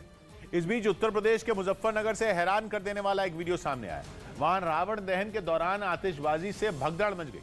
बाद में यह वीडियो सोशल मीडिया पर वायरल हो गया और उस वीडियो में रावण के पुतले से धनाधन रॉकेट निकलते नजर आए। इस घटना का जो वीडियो सामने आया उसमें रात के अंधेरे में रावण के पुतले से आग की लपटें उठती दिखाई दी। इस दौरान वहां मौजूद भीड़ रावण दहन का आनंद लेती नजर आई। तभी रावण के पुतले से रॉकेट की बरसात होने लगी। इसके बाद जो हुआ, ब्रेक के बाद बड़ी खबर है। यह दिखाता है कि पुतिन यूक्रेन में मिलती हार से डरे नहीं है, बल्कि वो नेटो को ही डराने में लगे हैं। मतलब रूस वर्सेस यूक्रेन की यह तस्वीर सीधे सीधे रूस बनाम नेटो की शक्ल लेती दिख रही है। हालांकि इटली के जेट्स ने रूस के लड़ाकू विमानों को खदेड़ दिया, पर उनके जरिए पुतिन ने नेटो को ललकारा। उन्होंने उसे धमका दिया कि वो यूक्रेन में रूस को मिलती हार से ज्यादा खुश ना हो और रूस को कमजोर समझने की गलती तो कतई ना करें, क्योंकि रूस में अब भी इतना दम है कि वो नेटो को घुटनों पर ला सकता है और नेटो का भी वही हश्र कर सकता है जो उसने यूक्रेन का किया है।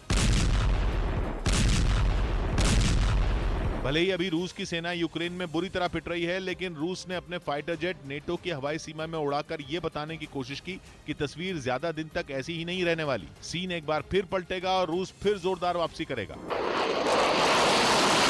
नेटो को धमकाने के लिए पुतिन ने अपने निशाने भी बहुत सोच समझकर चुने। पहला पोलैंड, जो कि पहले से ही नेटो का सदस्य है, और दूसरा स्वीडन, जिसने नेटो का सदस्य बनने के लिए अर्जी दी हुई है। इसलिए पुतिन ने अपने 4 फाइटर जेट पोलैंड और स्वीडन रवाना कर दिए, जिसके बाद नेटो में खलबली मच गई और उसके सदस्य इटली की वायुसेना के विमानों को रूस के फाइटर जेट को भगाने के लिए तुरंत टेक ऑफ करना पड़ा। बताया गया कि रूस के 4 लड़ाकू विमानों ने कलिनिनग्राद से उड़ान भरी। कलिनिनग्राद रूस का वो प्रांत है जो उसकी सीमा से जुड़ा हुआ नहीं है, बल्कि वो पोलैंड और लिथुआनिया जैसे नेटो देशों के बीच बसा है। उसके पास बाल्टिक सागर के दूसरी तरफ ही स्वीडन है। इसलिए रूस के फाइटर जेट पहले पोलैंड की हवाई सीमा में घुसे और फिर स्वीडन के पास उड़ गए। नेटो के एयर पुलिसिंग मिशन के तहत इटली के हवाई जहाज पोलैंड में तैनात है, इसलिए जैसे ही उसकी हवाई सीमा में रूस के विमानों की खबर मिली, इटली काम पर लग गया। उसने भी अपने यूरोफाइटर टाइफून जेट रूस के विमानों के पीछे लगा दिए और रूस के विमानों को उसी कलिनिनग्राद में वापस जाना पड़ा जहां से वो चले थे। यानी कुछ देर के लिए ही सही, लेकिन नेटो की मान में घुसपैठ करके पुतिन ने बिल्कुल साफ साफ जता दिया कि घायल शेर ज्यादा खतरनाक होता है। इसलिए नेटो रूस की सेना को मिलते झटकों पर जश्न मनाना बंद करे और अपने कदम पीछे खींच ले। हालांकि स्वीडन ने अपनी एयर स्पेस में रूस के विमानों की एंट्री को नकार दिया और दावा किया कि रूस के फाइटर जेट अंतर्राष्ट्रीय इलाके में थे। ये भी साफ नहीं है कि रूस के ये कौन से विमान थे जिन्होंने नेटो की सीमा में घुसपैठ की, लेकिन इस साल की शुरुआत में रूस के मीडिया में खबर छपी थी कि रूस ने अपनी खतरनाक किंजल हाइपरसोनिक मिसाइल से लैस MiG-31E वॉरप्लेन कलिनिनग्राद भेजे हैं। अब हो सकता है कि नेटो के गढ़ में घुसे विमान पुतिन की किंजल हाइपरसोनिक मिसाइल लिए MiG-31E वॉरप्लेन ही हों। इस बीच खबर है कि अमेरिका पोलैंड में परमाणु हथियार तैनात कर सकता है। यूक्रेन के पड़ोसी देश और नेटो में अमेरिका के सहयोगी पोलैंड ने अमेरिका से कहा था कि उसे परमाणु हथियार साझा करने वाले प्रोग्राम में शामिल किया जाए, जिसकी वजह है परमाणु हमले का डर, क्योंकि अगर पुतिन ने पोलैंड पर बम गिराया तो उसके पास अपनी रक्षा के लिए कोई भी परमाणु हथियार नहीं है। यानी अगर अमेरिका ने पोलैंड को नेटो के न्यूक्लियर वेपन शेयरिंग प्रोग्राम का हिस्सा नहीं बनाया तो उस पर आफत आ जाएगी। मुमकिन है कि उसका डर सच भी हो जाए, क्योंकि पोलैंड उन देशों में एक है जिसने जंग में पहले दिन से यूक्रेन का साथ दिया था। कीव पर आसमानी हमले हुए हैं। महीनों बाद कीव में लोगों को सायरन की आवाज सुनाई दी। कीव पर हुए ताबड़तोड़ आसमानी हमलों के बाद लोगों को सुरक्षित जगहों पर पहुंचने को कहा गया। हालांकि कुछ देर बाद सायरन की आवाज बंद हो गई। ताजा हमलों में कई इमारतों को नुकसान की खबर है। इन हमलों से साफ हो गया कि यूक्रेन की जंग अभी और तेज होने वाली है। एक बार फिर यूक्रेन की राजधानी रूस के निशाने पर है, जिसका साफ संकेत मिला। पुतिन की फौज ने कीव के आसमान में ड्रोन भेजे। ड्रोन हमलों में वहां की कई इमारतें खंडहर में बदल गईं। यूक्रेन की राजधानी कीव लंबे वक्त के बाद जंग के दायरे में आई। साफ हो गया कि पुतिन ने यूक्रेन को घेरने के लिए नई रणनीति पर काम शुरू कर दिया, जिसके तहत उन्होंने कीव पर बम वर्षा शुरू कर दी है। कीव पर आसमानी हमलों का दौर फिर शुरू हो चुका है। यूक्रेन की राजधानी कीव से एक बार लौटने के बाद रूस की फौज ने दोबारा कीव की तरफ देखा भी नहीं था, लेकिन एक बार फिर कीव रीजन में धमाकों की आवाजें सुनाई दी और लोगों को जलती हुई इमारतें दिखाई दी। दावा यह है कि पुतिन की फौज तो अभी कीव की तरफ नहीं बढ़ी, लेकिन कुछ ड्रोन जरूर कीव की तरफ भेजे गए। ऐसे ताकतवर ड्रोन भेजे गए जिन्होंने कीव के आसमान से बम बरसाने शुरू कर दिए। एक के बाद एक कई बम बरसाए जाने के बाद कई इमारतें तबाह हो गईं, कई इमारतों में आग लग गई। आग की लपटों को तो बाद में शांत कर दिया गया, लेकिन यूक्रेन की फौज की टेंशन बढ़ गई, क्योंकि कीव पर ड्रोन पहुंचने का मतलब यह है कि एक बार फिर पुतिन की फौज के निशाने पर यूक्रेन की राजधानी आ चुकी है। जंग की शुरुआत में भी रूस की सेना ने कीव की तरफ कूच किया था, लेकिन उस वक्त शुरुआती झटकों ने ही पुतिन को अपना प्लान बदलने पर मजबूर कर दिया था। रूस की फौज पहले दक्षिणी यूक्रेन की तरफ गई और फिर पूर्व और दक्षिण में बढ़ गई। अब हालात जंग के शुरुआती महीनों से काफी अलग हैं। रेफरेंडम करवाने के बाद पूर्वी यूक्रेन के बहुत बड़े हिस्से पर पुतिन का कब्जा हो चुका है। कीव पर हुए ताजा हमलों के बाद पुतिन की नई नीति का भी संकेत मिल गया। मतलब साफ है कि अब यूक्रेन के दक्षिण और पूर्व में तैनात पुतिन की सेना के निशाने पर कीव है। इस बार तो पुतिन की फौज ने दक्षिणी यूक्रेन से अपने ड्रोन कीव की तरफ भेजे थे। यूक्रेन का दावा है कि उसने कुछ ड्रोन गिरा भी दिए, लेकिन यह साफ संकेत है कि यूक्रेन की जंग अभी और भीषण होने वाली है। दक्षिण और पूर्व पर कब्जा कर चुकी रूस की फौज अब फिर से कीव की तरफ कूच करने की तैयारी में है। लेकिन रूस की सेना की इस तैयारी ने एक नई बहस भी छेड़ दी, क्योंकि जिस ड्रोन को कीव के आसमान में देखे जाने की खबर है वो ईरान का बताया जा रहा है। और यूक्रेन पिछले 3 हफ्ते से दावा कर रहा है कि ईरान के ड्रोन का इस्तेमाल रूस की फौज बड़े पैमाने पर कर रही है। ईरान के ड्रोन शाहिद 136 का इस्तेमाल जंग में कैसे हो रहा है, ये एक बड़ी पहेली है, क्योंकि ईरान ने कहा है कि उसने तो रूस को इन ड्रोन की सप्लाई कभी की ही नहीं। तो सवाल उठना लाजमी है कि आखिर रूस के पास ये शाहिद 136 ड्रोन आए कहां से, वो भी इतनी बड़ी तादाद में कि वो एक साथ 6-6 ड्रोन भेज रहा है। यूक्रेन की फौज ऐसे कई ड्रोन गिराने तक का दावा कर चुकी है। ऊपर से रूस इस बात पर पूरी तरह चुप है। रूस ये बताने को तैयार। आज तक को पछाड़ न्यूज़ 18 इंडिया बना भारत का नंबर 1 न्यूज चैनल। देखते रहिए न्यूज़ 18 इंडिया। उत्तर प्रदेश के मुजफ्फरनगर से हैरान कर देने वाला एक वीडियो सामने आया। वहां रावण दहन के दौरान आतिशबाजी से भगदड़ मच गई। बाद में यह वीडियो सोशल मीडिया पर वायरल हो गया और उस वीडियो में रावण के पुतले से धनाधन रॉकेट निकलते नजर आए। इस घटना का जो वीडियो सामने आया उसमें रात के अंधेरे में रावण के पुतले से आग की लपटें उड़ती दिखाई दी। इस दौरान वहां मौजूद भीड़ रावण दहन का आनंद लेती नजर आई। तभी रावण के पुतले से रॉकेट की बरसात होने लगी, जो आसमान में जाकर सीधे नीचे खड़े लोगों पर गिरने लगे। इसके बाद तो वहां अफरा तफरी मच गई और लोग रॉकेट से बचने के लिए इधर उधर भागते दिखे। गनीमत यह रही कि रॉकेट लोगों पर नहीं गिरे, वरना एक बड़ा हादसा हो सकता था। इसकी वजह से पब्लिक में बहुत ज्यादा टेंशन हो गई थी कि ये हमारी तरफ ना आ जाए। लेकिन लोगों की मुसीबत यहीं खत्म नहीं हुई, क्योंकि रावण के पुतले से हो रही आतिशबाजी से बचते ही वहां एक सांड आ धमका, जिसे देखने के बाद लोगों में भगदड़ मच गई। लोग जान बचाकर इधर उधर भागने लगे। हालांकि वहां भारी संख्या में पुलिस के जवान तैनात थे, जिन्होंने सांड को खदेड़ कर मैदान से बाहर निकाल दिया। तब जाकर लोगों ने राहत की सांस ली। उधर यूक्रेन युद्ध में मिल रहे झटकों के बीच रूस के आसमान में देखी गई एक रहस्यमयी रोशनी ने लोगों के रोंगटे खड़े कर दिए। कहा जा रहा है ये रोशनी असल में रूस का लेजर हथियार है जो यूक्रेन की सैटेलाइटों का शिकार कर रहा है, ताकि जंग के मैदान में रूस पर भारी पड़ रही यूक्रेन की सेना को ठिकाने लगाया जा सके। ये रहस्यमयी रोशनी लगातार 2 दिन रूस के बेलग्राद में कई जगह देखी गई, जिसकी तस्वीरें वहां के लोगों ने सोशल मीडिया पर अपलोड कर दी। उन वीडियो में रात के काले आसमान में पीले रंग की एकदम सीधी खड़ी तेज रोशनी नजर आई।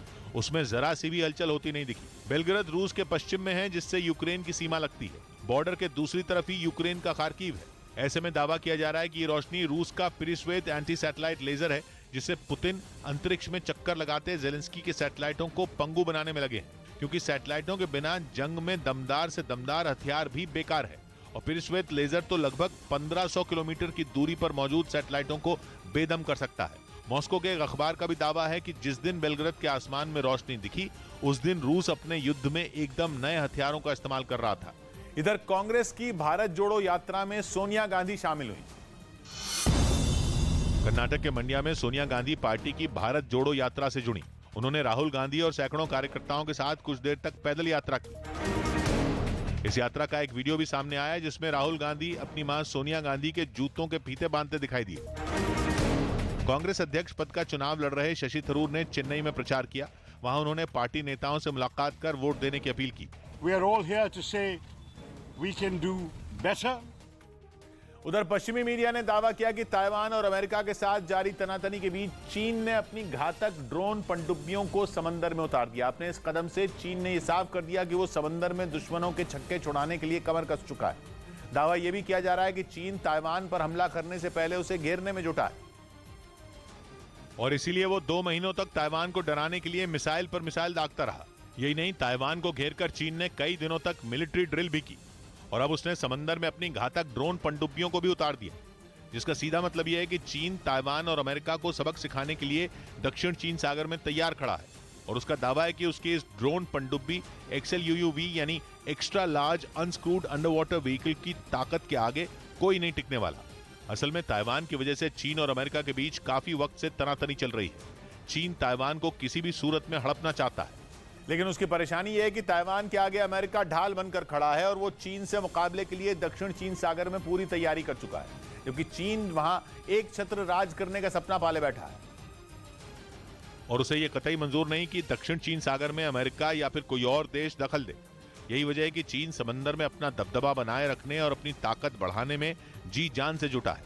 माना जा रहा है कि इसीलिए उसने हैनान द्वीप के नेवल बेस पर 2 XLUUV ड्रोन पनडुब्बियों को तैनात कर दिया। ये जगह उसी दक्षिणी चीन सागर में मौजूद है जहां कई देश अपना दावा करते हैं। पश्चिमी मीडिया के मुताबिक दोनों पनडुब्बियां पिछले साल मार्च-अप्रैल से ही वहां मौजूद हैं, लेकिन नजर अब आई हैं। यह भी बताया जा रहा है कि जिस नेवल बेस पर चीन ने इन्हें तैनात किया है, वहां पहले वो अपनी छोटी पनडुब्बियों को तैनात रखता था। और इसी बात से यह अंदाजा लगाया जा रहा है कि चीन ने अमेरिका और ताइवान पर दबाव बनाने के लिए इन ड्रोन पनडुब्बियों को तैनात किया है। हालांकि इन पनडुब्बियों को लेकर चीन के इरादों के बारे में कोई जानकारी नहीं मिल सकी है, लेकिन इतना तो तय है कि चीन किसी भी सूरत में अमेरिका को दक्षिण चीन सागर में आगे बढ़ने देना नहीं चाहता। रक्षा विशेषज्ञों की माने तो XLUUV ड्रोन पनडुब्बी करीब 16 मीटर लंबी और 2 मीटर चौड़ी है, और इसे चीन ने सर्वेलेंस और समंदर में रेकी के मकसद से डिजाइन किया है। चीन का दावा है कि उसकी इस ड्रोन पनडुब्बी की कई खासियतें अमेरिका की बोइंग ओरका XLUUV से मिलती हैं। अमेरिका ने ओरका को इसी साल अप्रैल में नौसेना में शामिल किया था, जबकि चीन ने अपनी इस पनडुब्बी को पिछले साल ही समंदर में उतार दिया था। इसी वजह से यह कहा जा रहा है कि चीन ने इस तकनीक में अमेरिका से बाजी मार ली है। इस बीच खबर है कि अमेरिका के राष्ट्रपति बाइडेन ने तय कर लिया है कि वो ताइवान को इतने हथियार देंगे कि वो अकेले ही चीन से टकरा सके, या यूं कहें कि अमेरिका ताइवान के साथ भी वही करेगा जो उसने यूक्रेन के साथ किया था। अमेरिकी अधिकारियों का कहना है कि चीन ताइवान पर हमला करने से पहले उसकी घेरेबंदी की रणनीति पर काम कर रहा है, और इसीलिए उसने अगस्त में ताइवान के हर तरफ मिसाइलें दागी थी, जिनमें कई तो ताइवान के ऊपर से गुजरकर जापान तक जा पहुंची थी। यही नहीं, उसने ताइवान की 6 तरफ से नाकेबंदी कर दी थी। यानी पेलोसी की ताइवान यात्रा के बाद ही चीन ने जता दिया था कि अगर चीन ताइवान पर हमला करता है तो उसकी मदद उसके दोस्त भी नहीं कर पाएंगे। माना जा रहा है कि अमेरिका ने चीन के इस प्लान को डिकोड कर लिया है और इसके जवाब में एक नया प्लान बनाया है, जिसके तहत वो ताइवान को शाही जानवर की तरह बना देना चाहता है, क्योंकि शाही जानवर के शरीर पर नुकीले कांटे होते हैं जो दुश्मन के हमले से उसे बचाते हैं। अमेरिका चाहता है कि ताइवान इसी जानवर की तरह बन जाए और अपनी रक्षा के लिए दूसरों पर निर्भर ना हो। और इसी वजह से अमेरिका ताइवान को बारूद का ढेर बनाने में जुट गया है। उसने तय किया कि वो ताइवान के पास हथियारों और गोला बारूद का ऐसा भंडार बनाएगा कि ताइवान को दूसरे देशों की सेना या हथियारों की जरूरत ही न पड़े। यानी ताइवान उस शाही जानवर की तरह बन जाएगा जो अपने शरीर के कांटों से दुश्मन को दूर भगा देता है। अमेरिका कुछ इसी तरह यूक्रेन की मदद कर रहा है क्योंकि उसके हथियार वहां रूस की सेना पर कहर बनकर टूटे। पश्चिमी मीडिया ने तो ये तक दावा किया कि पुतिन के हजारों सैनिक यूक्रेन युद्ध की बलि चढ़ चुके हैं। और नौबत यह आ चुकी है कि रूस को यूक्रेन में और सैनिक भेजने का ऐलान करना पड़ा। एक दिन पहले ही खबर आई थी कि बाइडेन करीब 5,000 करोड़ के हथियार यूक्रेन भेजने वाले हैं। वो इससे पहले भी यूक्रेन को हथियारों की खेप भेज चुके हैं। और माना जा रहा है कि ताइवान के पास भी अमेरिकी हथियारों का अंबार लगने वाला है। फर्क बस इतना है कि यूक्रेन को जंग के दौरान मदद मिली थी और ताइवान को जंग की आहट पर, क्योंकि अगस्त के बाद चीन लगातार समंदर में ड्रिल कर रहा है। वो कभी मिसाइल दागता है तो कभी परमाणु हथियारों से लैस पनडुब्बी को समंदर के अंदर छोड़ देता है। हाल ही में उसने अपनी परमाणु मिसाइल DF-41 का वीडियो भी रिलीज किया था। यानी चीन ताइवान के दोस्त अमेरिका को अपनी परमाणु ताकत दिखाकर डरा रहा है। इसके अलावा ताइवान ने दावा किया कि उसने चीन के 33 सैन्य विमानों और उसकी नेवी के 4 जहाजों को ट्रैक किया है। मतलब चीन केवल ड्रिल ही नहीं, ताइवान में घुसपैठ भी कर रहा है। वो भी तब जब अमेरिकी जहाज समंदर में उस पर नजर रखने का दावा कर रहे हैं। और कुछ ही दिन पहले अमेरिका ने अपने सबसे आधुनिक एयरक्राफ्ट कैरियर जेरल्ड फोर्ड को समंदर में उतारने का फैसला किया है। खबर है कि अमेरिका का फोर्ड और उसके दूसरे दोस्त देश एक ड्रिल भी करने वाले हैं। अमेरिकी सेना के एक बड़े अधिकारी ने तो ये तक दावा किया कि अमेरिका चाहे तो उसकी परमाणु पनडुब्बियां चीन को धूल चटा सकती हैं। लेकिन इन सारे दावों के बीच अमेरिका के सामने एक बड़ी चुनौती है और वो है यूक्रेन, जिसे वो लगातार हथियार दे रहा है। और मौजूदा हालात में ऐसा लगता है कि ये सिलसिला आगे भी जारी रहेगा। मतलब ये कि अमेरिका को ताइवान को हथियारों के मामले में आत्मनिर्भर बनाने का प्लान सुनने में तो अच्छा लगता है, लेकिन उसे हकीकत में लागू करना उतना आसान नहीं है, क्योंकि यूक्रेन जंग खत्म होती नहीं दिख रही। ऐसे में अगर अमेरिका ने ताइवान को भी हथियारों की सप्लाई शुरू कर दी तो ये 2 नावों पर सवारी करने जैसा हो जाएगा। यही नहीं, खबर है कि पश्चिमी देशों के हथियारों का खजाना खाली हो चुका है और अमेरिका की हथियार बनाने वाली कंपनियां प्रोडक्शन बढ़ाने से बच रही हैं, जबकि अमेरिकी अधिकारी ताइवान तक चोरी छिपे हथियार पहुंचाने का प्लान बना रहे हैं, जिसके लिए करीब $1 बिलियन यानी भारतीय रुपयों में 8,000 करोड़ रुपए से ज्यादा का पैकेज मंजूर हो चुका है। और इस पैकेज में 60 हार्पून मिसाइलें भी शामिल हैं।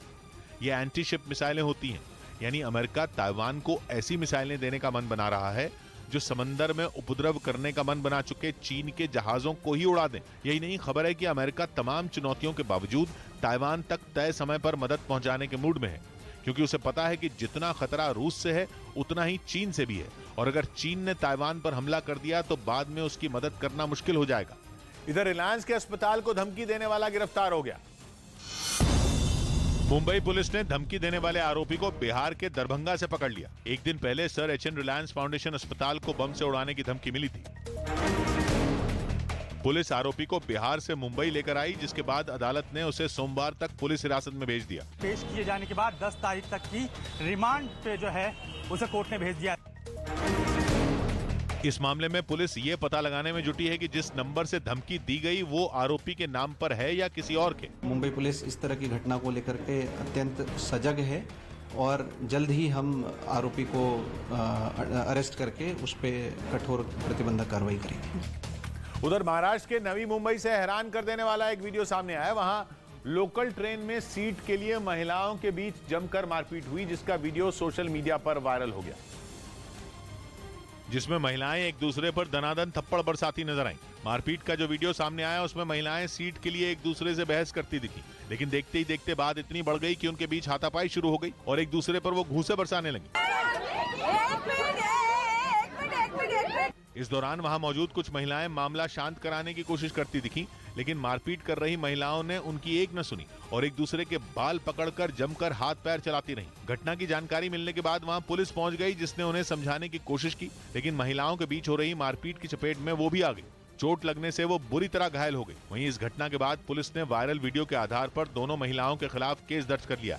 इस बीच थाईलैंड में हुई ताबड़तोड़ फायरिंग में 36 लोगों की जान चली गई। उत्तरी थाईलैंड में बच्चों के डे केयर सेंटर पर अंधाधुंध फायरिंग की गई, जिसमें कई बच्चों समेत 36 लोगों की मौत हो गई। बाद में हमलावर ने अपने परिवार की हत्या के बाद खुदकुशी कर ली। दिल्ली समेत देश के 4 शहरों में जियो ट्रू 5G सर्विस के ट्रायल की शुरुआत हो गई। कंपनी के मुताबिक धीरे धीरे पूरे शहर में लोगों को 5G सिग्नल मिलने लगेंगे। मोबाइल का इंटरनेट की जो स्पीड अब मुझे मिलेगी, इससे बहुत बहुत बहुत ज्यादा फायदा मिलेगा। बिहार के छपरा में एक ऑनलाइन चीजें बेचने वाली कंपनी के गोदाम में 12 लाख की लूट का मामला सामने आया। विरोध करने पर बदमाशों ने एक कर्मचारी को गोली मार दी, जिसे इलाज के लिए अस्पताल में भर्ती करवाया गया। उधर खबर है कि खैरसौन में युद्ध के दौरान यूक्रेन की सेना के आगे पुतिन के कई सैनिकों ने हथियार डाल दिए, जबकि कुछ रोज पहले ही पुतिन ने खैरसौन में जनमत संग्रह कराकर उसे रूस में मिला लिया था। लेकिन वहां यूक्रेन की सेना हार मानने को तैयार नहीं है और इसी वजह से खैरसौन के कई इलाके दिन रात बमों के धमाकों से गूंज रहे हैं। मतलब ये कि वहां जेलेंस्की और पुतिन की सेना के बीच भीषण जंग छिड़ी हुई है। रूस के चंगुल से खैरसौन को छुड़ाने के लिए, या यूं कहें कि खैरसौन के इलाकों को फिर से हासिल करने के लिए यूक्रेन की सेना रूसी फौज पर कहर बनकर टूट रही है। अमेरिका और नेटो देशों से मिले हथियारों के दम पर यूक्रेन की फौज रूस के सैनिकों पर जबरदस्त पलटवार करने में जुटी है। यूक्रेन का दावा है कि उसकी सेना ने दक्षिण खैरसौन के कुछ इलाकों को रूस से छीन तक लिया। हालांकि रूस खैरसौन को जीतने का दावा कर रहा है, लेकिन यूक्रेन के मुताबिक उसकी सेना के आगे रूस के सैनिक हथियार डाल रहे हैं और दावा किया जा रहा है कि आने वाले कुछ दिनों में पूरे खैरसौन पर यूक्रेन की सेना का फिर से कब्जा हो जाएगा। यूक्रेन की तरफ से यह दावा यूं ही नहीं किया जा रहा, बल्कि उसकी सेना ने इस दावे को सही साबित करने के लिए एक वीडियो भी जारी किया, जिसमें खैरसौन के एक इलाके में जेलेंस्की की सेना के आगे पुतिन की फौज घुटने टेकती नजर आई। यूक्रेन ने जो वीडियो जारी किया उसमें यूक्रेन के सैनिक रूसी सेना के एक टैंक को घेर कर धीरे धीरे आगे बढ़ते दिखे। रूसी सैनिकों ने उस टैंक पर एक सफेद रंग का कपड़ा लगा रखा था, जिसका मतलब यह था कि वो हार मान चुके हैं और सरेंडर करना चाहते हैं। जैसे ही यूक्रेन के सैनिक पास पहुंचे, रूसी सेना के 2 जवान हाथ ऊपर करके टैंक से नीचे उतर आए और फिर जमीन पर लेट गए। इसके बाद यूक्रेन के सैनिक उन्हें घेर कर खड़े हो गए, जबकि कुछ सैनिक उनकी तलाशी लेने लगे। इसी बीच टैंक के अंदर से रूसी सेना का एक और जवान हाथ ऊपर करके बाहर आ गया। नीचे उतरते ही वो भी जमीन पर लेट गया, जिसके बाद यूक्रेन के सैनिक उसकी तलाशी लेते दिखे। इधर केंद्रीय स्वास्थ्य मंत्रालय ने WHO के बयान का जवाब दिया। स्वास्थ्य मंत्रालय ने साफ किया कि जिन 4 कफ सिरप को WHO ने जानलेवा बताया, उन्हें भारत में कहीं भी बेचा नहीं गया। साथ ही बताया कि हरियाणा के सोनीपत में मौजूद दवा कंपनी के पास सिर्फ इन सिरप के निर्यात करने का ही अधिकार है। हालांकि WHO के अलर्ट जारी करने के बाद हरियाणा सरकार ने इस मामले की जांच के आदेश दे दिए। रिपोर्ट आने के बाद अगर कोई चीज गलत हुई तो बहुत सख्त कार्रवाई करी जाएगी। असल में WHO ने आरोप लगाया कि इन कफ सिरप की वजह से अफ्रीकी देश गैम्बिया में 66 बच्चों की मौत हुई। उधर उत्तर प्रदेश के मुरादाबाद से हैरान करने वाला एक मामला सामने आया। वहां बारात के दौरान फायरिंग करने से बवाल मच गया। ऐसा इसलिए क्योंकि बंदूक से निकली गोली एक बच्चे को जा लगी और ऐसा होते ही लोगों का गुस्सा उस आदमी पर फूट पड़ा जिसने हवा में गोली चलाई थी। इसके बाद तो वहां मौजूद लोगों ने बारातियों को ढूंढ ढूंढ कर मारना शुरू कर दिया। हालात ऐसे हो गए कि चंद सेकंड में बारात के नाम पर सिर्फ दूल्हा ही बचा, बाकी सब एक दूसरे से सड़क पर दंगल लड़ते नजर आए। बताया गया कि बारात के दौरान एक लड़के ने हवा में फायरिंग की, जिससे वहां मौजूद एक बच्चा घायल हो गया। इसी बात से तमतमाए लोगों ने बारातियों को जमकर पीटा, जिसके बाद इस मारपीट का वीडियो सोशल मीडिया पर वायरल हो गया। इस बीच खबर है कि रूस के सुखोई 30 फाइटर जेट का अगला अपग्रेड भारत खुद करने वाला है। रूस के सुखोई फाइटर जेट का दुनिया में सबसे बड़ा ग्राहक भारत है। अब तक सुखोई के सारे मॉडल रूस ही अपग्रेड करता रहा है, लेकिन इस बार ये अपग्रेड भारत की एजेंसियां ही करेंगी। भारत के वैज्ञानिक स्वदेशी तकनीक से अगला सुखोई तैयार करेंगे। ये वही सुखोई फाइटर जेट है जो आने वाले दशकों में भी भारत की फौज की रीढ़ की हड्डी रहने वाले हैं। ये वही फाइटर जेट हैं जिनसे पुराने मिग को बदलने का प्लान है। वैसे तो दुनिया के कई देश रूस के सुखोई के ग्राहक हैं, लेकिन भारत के लिए बनने वाले मॉडल सबसे खास है। सुखोई 30 MKI खास तौर पर भारत की सेना की जरूरत के हिसाब से बनाया गया है। इसके नाम में आई का मतलब ही इंडिया है, यानी सुखोई का जो मॉडल भारत के पास है वो दुनिया में किसी और मुल्क के पास नहीं है। लेकिन भारत के लिए और भारत की जरूरत के हिसाब से सुखोई को अपग्रेड करने का काम अब तक रूस ही करता रहा था, जो यूक्रेन जंग की वजह से होना मुश्किल हो गया है। यूक्रेन में छिड़ी जंग के बाद रूस पर लगे प्रतिबंधों ने हालात पूरी तरह बदल दिए हैं। माना जा रहा है कि रूस के लिए सुखोई को अपग्रेड करना मुश्किल हो रहा है। इसीलिए भारत के वैज्ञानिक सुखोई को अपग्रेड करने के काम पर लग गए हैं। भारत के पास कुल 262 सुखोई 30 MKI हैं। इनमें 84 सुखोई को अपग्रेड करने का प्लान बनाया गया है। हालांकि इस काम में रूस की मदद भी भारत को मिलेगी, लेकिन कहा जा रहा है कि इस बार के अपग्रेड में पूरी तरह स्वदेशी तकनीक इस्तेमाल की जाएगी। रेडार से लेकर सेंसर तक और मिसाइल से लेकर गन तक सब कुछ स्वदेशी लगाने का प्लान है। हालांकि इस काम में 4 से 5 साल लग सकते हैं, लेकिन यूक्रेन जंग के कारण बने हालात को भारत एक अवसर के रूप में देख रहा है, एक ऐसा मौका जो भारत को आधुनिक हथियार बनाने वाली बड़ी ताकतों में शामिल कर देगा। अगर सुखोई को अपग्रेड करने में भारत को कामयाबी मिल गई तो भारत के लिए ये एक मील का पत्थर साबित हो सकता है। इधर अमेरिका ने अगवा भारतीयों के शव बरामद किए गए। अमेरिका के कैलिफोर्निया में अगवा किए गए 4 भारतीयों के शव मिले। मरने वालों में 8 महीने की एक बच्ची भी शामिल है। इन सभी को 3 दिन पहले अगवा किया गया था। उत्तराखंड के उत्तरकाशी में द्रौपदी का डांडा पर्वत पर फंसे पर्वतारोहियों को बचाने का काम जारी है। अभी तक रेस्क्यू ऑपरेशन में कुल 16 शव बरामद हो चुके हैं। यूपी के संभल में एक महिला पर तेजाब से हमला किया गया, जिसके बाद पुलिस ने 4 आरोपियों के खिलाफ केस दर्ज कर लिया। इस संदर्भ में जांच की जा रही है और जांच करते हुए अग्रिम विधिक कार्रवाई सुनिश्चित की जाएगी। उधर रूस और यूक्रेन की जंग की आग में अब पूरी दुनिया जलने वाली है। पुतिन ने कच्चे तेल को हथियार बनाकर अमेरिका को एक बड़ा झटका दिया। कच्चा तेल एक्सपोर्ट करने वाले देशों के संगठन ने ऐलान किया है कि कच्चे तेल के उत्पादन में कटौती की जाएगी, जिसका सीधा मतलब यह है कि कच्चे तेल की कीमतों में आग लगनी तय है, वो भी तब जबकि कच्चा तेल अब भी दुनिया की बड़ी बड़ी शक्तियों को घुटनों के बल ला चुका है। पिछले करीब 8 महीने से कच्चे तेल की कीमतें बेकाबू हैं। अब अगर कच्चे तेल का उत्पादन और कम हुआ तो कीमतें पहले से कहीं ज्यादा ऊपर जाएंगी। ओपेक प्लस देशों की बैठक में यह फैसला किया गया। दावा यह किया गया कि दुनिया पर छाए मंदी के बादल इस तरह का फैसला करने पर मजबूर कर रहे हैं। पुतिन पहले भी इस संगठन में अपना दबदबा दिखा चुके हैं। एक बार फिर उन्होंने ओपेक प्लस के मंच का इस्तेमाल अमेरिका को चित्त करने के लिए कर दिया। लंबे वक्त से कच्चे तेल का उत्पादन बढ़ाने की मांग होती रही है ताकि दुनिया भर में ईंधन की कीमतें कम हो सकें, लेकिन उत्पादन बढ़ाना या न बढ़ाना तो दूर, उत्पादन में भारी कटौती का फैसला कर लिया गया, जिससे यह साफ हो गया कि यूक्रेन में हथियारों की जंग लड़ रहे पुतिन अपने बाकी दुश्मनों के खिलाफ एनर्जी वॉर छेड़ चुके हैं। अमेरिका तो महीनों से इस संगठन पर पुतिन के दबदबे को कम करने की कोशिश में लगा है, जिसके लिए अमेरिका के राष्ट्रपति जो बाइडेन पश्चिम एशिया के दौरे पर भी गए थे। उनके दौरे का सबसे बड़ा मकसद कच्चे तेल को ही माना जा रहा था। उन्होंने सऊदी अरब को समझाने की कोशिश की। उनका दौरा खत्म होने के वक्त ये बताया भी गया कि तेल का उत्पादन बढ़ाने पर चर्चा हुई, लेकिन सऊदी अरब ने बाइडेन की बात नहीं मानी। उनका दौरा पूरी तरह फ्लॉप साबित हुआ। बाइडेन के दौरे के बाद ओपेक देशों के संगठन ने दूसरी बार कच्चे तेल के उत्पादन में कटौती का ऐलान किया है।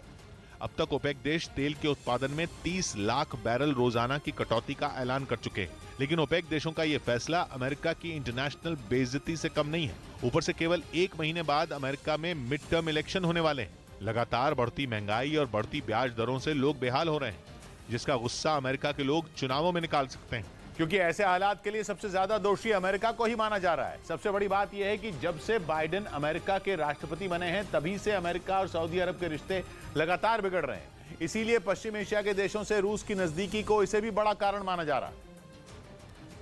और दावा किया जा रहा है कि अमेरिका को जवाब देने के लिए सऊदी अरब जानबूझकर रूस का साथ दे रहा है। बड़ी बात यह भी है कि महंगे कच्चे तेल से फायदा ओपेक प्लस के सारे सदस्यों को हो रहा है, जबकि नुकसान केवल अमेरिका और यूरोप को नहीं हो रहा, बल्कि कच्चा तेल इंपोर्ट करने वाले दुनिया के हर देश का हाल बेहाल हो रहा है। महंगाई की वजह से दुनिया के तमाम देशों की अर्थव्यवस्था पर असर पड़ रहा है, वो भी ऐसे वक्त में जब यूक्रेन जंग की वजह से आर्थिक हालात पहले से डावाडोल हैं। यानी पुतिन का दांव केवल अमेरिका को ही घुटनों पर नहीं लाएगा, बल्कि पूरी दुनिया की अर्थव्यवस्था पर इस फैसले का बड़ा असर हो सकता है। इधर केरल में ड्रग्स के साथ ईरान और पाकिस्तान के नागरिक पकड़े गए।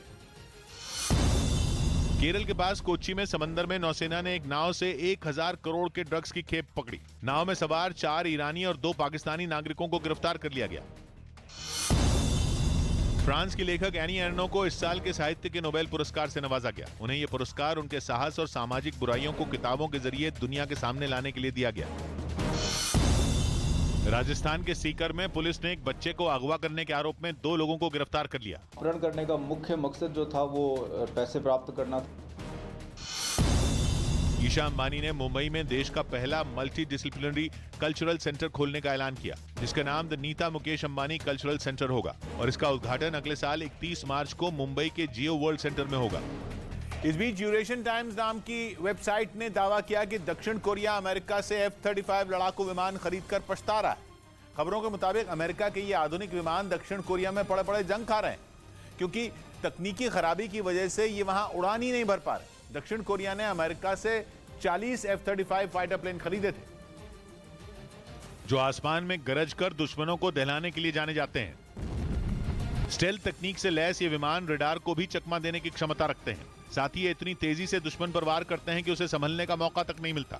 ये जब किसी इलाके में बम गिराते हैं तो उसे पूरी तरह तबाह कर देते हैं। लेकिन अमेरिका के यही फाइटर प्लेन दक्षिण कोरिया के गले की हड्डी बन गए, क्योंकि इन विमानों में वहां तकनीकी खामियां सामने आ रही हैं, जबकि अमेरिका अपने इन लड़ाकू विमानों को दुनिया का सबसे ताकतवर फाइटर प्लेन बताते नहीं थकता। लेकिन अब जो खबर सामने आई है वो F-35 फाइटर प्लेन को लेकर अमेरिका के दावे पर सवाल खड़े कर रही है। दावा किया गया कि दक्षिण कोरिया ने जितने F-35 प्लेन अमेरिका के लिए थे, उनमें ज्यादातर उड़ान ही नहीं भर पा रहे हैं और वहां खड़े खड़े धूल खा रहे हैं। खबर के मुताबिक दक्षिण कोरिया अब अमेरिका के इन विमानों को खरीद कर पछता रहा है, क्योंकि दक्षिण कोरिया ने जब F-35 फाइटर प्लेन अमेरिका से खरीदे थे तो उसे उम्मीद थी कि उसकी वायुसेना की ताकत कई गुना बढ़ जाएगी। लेकिन उसकी उम्मीदों पर पानी फिर गया, क्योंकि अमेरिका से खरीदे गए ज्यादातर F-35 लड़ाकू विमानों में तकनीकी खराबी आ गई। दक्षिण कोरिया ने अमेरिका से कुल 40 F-35 लड़ाकू विमान खरीदे थे, जिनमें ज्यादातर पिछले 18 महीनों के दौरान 172 बार उड़ान ही नहीं भर पाए, जबकि कुछ विमानों ने उड़ान भरी तो 18 महीनों में 62 बार ऐसा हुआ कि वो मिशन को अंजाम नहीं दे पाए। और इसी वजह से दक्षिण कोरिया में सरकार बनाने वाली पार्टी के एक सांसद ने अपनी ही वायुसेना को जमकर खरी खरी सुनाई, जिसके बाद वहां की वायुसेना ने भी माना कि अमेरिका से लिए गए कुछ F-35 लड़ाकू विमानों में खराबी पाई गई। और इसी बात ने उत्तर कोरिया की धमकियों से जूझ रहे दक्षिण कोरिया की टेंशन और बढ़ा दी, क्योंकि F-35 में तकनीकी खराबी ने किम जोंग उन से निपटने की उसकी तैयारियों को बड़ा झटका दे दिया। किम आए दिन बैलिस्टिक मिसाइलें दागकर उसे मिटा देने की धमकी देते हैं। इसी वजह से दक्षिण कोरिया भी युद्ध की तैयारियों में जुटा हुआ है। उसकी सेनाएं लगातार अभ्यास करके अपना दमखम परख रही हैं। आसमान से हमले में भी कोई कोर कसर न रह जाए, इसका भी दक्षिण कोरिया की वायुसेना पूरा ध्यान रख रही है। अमेरिका भी उत्तर कोरिया के खिलाफ दक्षिण कोरिया को हर तरह की मदद देने का भरोसा दे रहा है। कई बार साथ मिलकर सैन्य अभ्यास भी कर रहा है। लेकिन अब खबर है कि उसी अमेरिका से खरीदे गए F-35 लड़ाकू विमानों ने दक्षिण कोरिया को धोखा दे दिया। इधर दिल्ली आबकारी मामले में आरोपी विजय नायर को जेल भेजा गया। दिल्ली की राउज एवेन्यू कोर्ट ने आबकारी नीति मामले में गिरफ्तार विजय नायर को 20 अक्टूबर तक न्यायिक हिरासत में भेज दिया। नागपुर में भारत मुक्ति मोर्चा नाम के संगठन ने आरएसएस दफ्तर के बाहर प्रदर्शन करने की कोशिश की, लेकिन बिना इजाजत प्रदर्शन करने से पुलिस ने उन्हें रोक दिया और कई प्रदर्शनकारियों को हिरासत में ले लिया गया। इससे पहले इस प्रदर्शन को देखते हुए वहां आरएसएस दफ्तर की सुरक्षा बढ़ा दी गई, साथ ही उस इलाके में धारा 144 भी लगा दी गई। इस प्रकार का सभा या मोर्चा का आयोजन करने की परवानगी पुलिस द्वारा नहीं दी जा सकती। गौतम गंभीर की अगुवाई में इंडिया कैपिटल्स टीम ने लेजेंड्स लीग का खिताब जीत लिया। उसने फाइनल मुकाबले में भीलवाड़ा किंग्स को 104 रन से मात दी। इस बीच 7 अक्टूबर से शुरू होने वाले हीरो इंडियन सुपर लीग के नए सीजन को नीता अंबानी ने एक मील का पत्थर बताया। फुटबॉल स्टोर्स डेवलपमेंट लिमिटेड की संस्थापक और अध्यक्ष नीता अंबानी ने दावा किया कि इंडियन सुपर लीग का आने वाला सीजन पहले से ज्यादा उत्साह के साथ खेला जाएगा। लंबे वक्त बाद इस लीग के मैच दर्शकों की मौजूदगी में खेले जाएंगे। इससे पहले कोरोना महामारी की वजह से बिना दर्शकों के इंडियन सुपर लीग के मैच खेले गए थे। आईएसएल के इस नए सीजन में कई नए नियम भी रखे गए हैं। इस बार प्लेऑफ के मैच नए तरीके से कराए जाएंगे। पूरे सीजन के दौरान कुल 117 मैच होंगे। कुल 10 टीमें होंगी और सभी 10 टीमों का अपना एक होम ग्राउंड होगा। अभी तुम्हारी जमीन से ऊपर उड़ान है ना, अभी तुम्हारी जमीन से ऊपर उड़ान है ना, पलट के आना है फिर यहीं पर, ध्यान है ना। सौगात की एक बात कही सरबत ने, गुलाम कदमों तले पड़ा था पर उसका बेटा उबल पड़ा। ना समझ है थोड़ा, जवान है ना। मिलते हैं कल, घड़ी जब इशारा करेगी 9 बजे रात का, वक्त फिर होगा सौगात की एक बात का।